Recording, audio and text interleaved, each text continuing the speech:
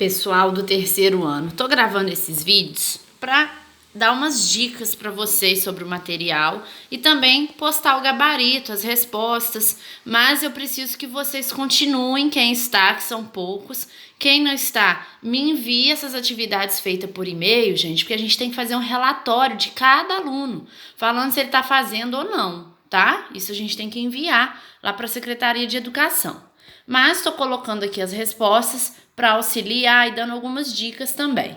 Então vamos lá, semana 1, número 1, leia a seguinte notícia polêmica publicada no jornal The Washington Post de 2 de abril de 2020.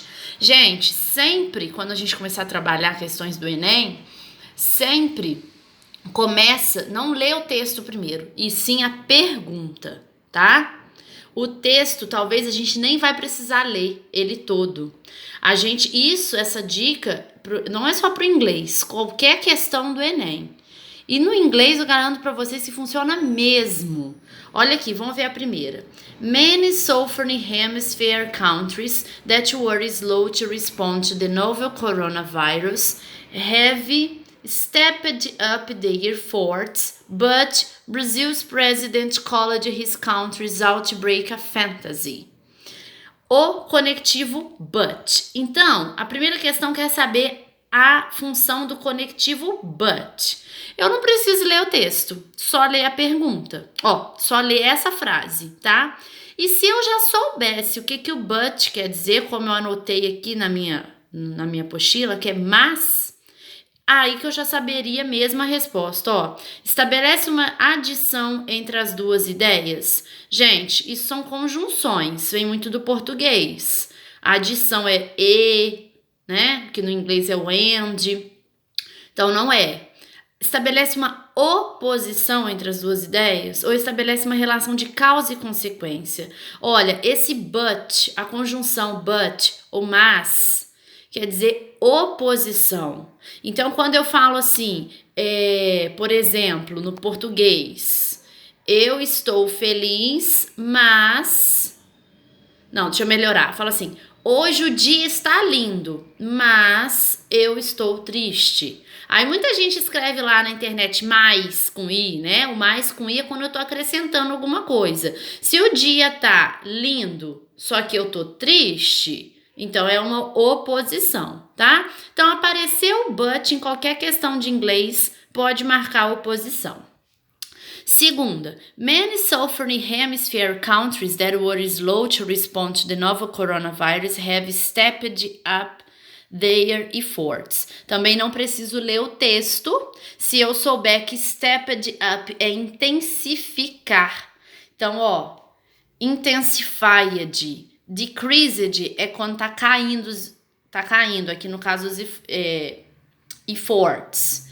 Have minimized, minimizou os efforts. Então, gente, para fazer essa questão eu teria que saber que stepped up é intensified, ok? Próximo. Esse aqui, muitos que me mandaram erraram. Officials voice alarm as an emergency stockpiled windows. Até coloquei a tradução da frase aqui, Funcionários emitem alarme. Quando o estoque de emergência diminui. No subtítulo acima, o conectivo as estabelece uma ideia de... gente, esse as aqui... As pode ser a tradução de como, mas aqui ele está com sentido de quando. Quando os funcionários emitem alarme, quando o estoque de emergência diminui. Então, o alarme só é emitido se o estoque de emergência diminui. Então, é uma ideia de condição. Para emitir o alarme, tem que o estoque de emergência tem que diminuir, tá? Então, condição. Olha, fiz todas essas questões sem ler o texto. Lógico, se você tivesse um tempo para ler o texto, tentar entender mais do texto, mas aqui não teve necessidade. Próximo, US trajectory akin to Italy's Spence Wars. Coronavirus fatality so above, pananã, né? Vamos lá. Aí vem, a manchete em uma notícia geralmente resume em poucas palavras o teor da notícia e geralmente usa o verbo no presente, do indicativo. Um sinônimo de to warn não precisaria ler o texto, né? Eu tenho que saber o que é warn. O warn, quem vê filme, aparece muito lá a plaquinha warning, que é para ter cuidado, para ter atenção. Então, o sinônimo de warn, to ignore? Não. To approve, aprovar? Não. To advise, avisar, alertar, tá? Isso aqui é warn. A próxima questão, uma das palavras abaixo é o sinônimo de ominous. Aí a palavra ominous tá nesse texto aqui, ó. Que tá falando aqui, ó. Coronavirus deaths in the United States passed 4,600 Wednesday as Vice President Pence issued, aqui tá escrito errado, tá, gente? An ominous warning. Então, ominous warning, um aviso, aqui vocês já estão vendo a resposta, ameaçador. Aí eu teria que saber qual é a opção de, qual é a tradução de ominous, né? Ameaçador. Ou seja, se é ameaçador, aí eu quero que marque a opção que não é sinônimo. O que não é sinônimo de ameaçador é o encourage, tá? Que é para encorajar. Sinister, menace, threatening é sinônimo de sinistro e ameaçador, que é o ominous, ok? Próximo.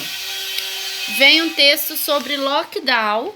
Aí fala o gênero textual, da categoria gramatical da palavra, a pronúncia e o sentido e a palavra dentro de um contexto específico. A tradução mais apropriada de lockdown seria, bom, ou você lendo aqui, ó, a situation which people are not allowed to enter, uma situação onde as pessoas não estão permitidas a entrar, or leave, sair, a building, uma construção, or area freely, ou numa área livre, because of an emergency. É o que a gente está vivendo, né? Você não tá com a permissão de ficar andando, entrando e saindo de lugares particulares ou lugares abertos também. Então, aí vem, the Secret Services impose a virtual lockdown. Bom, gente, não precisa nem ler o texto, né?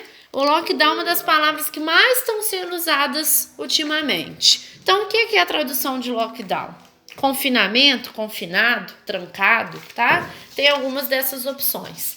Aí é o seguinte, pessoal, infelizmente esse tema, acredito que não venha no Enem. Se a gente tiver Enem esse ano ainda.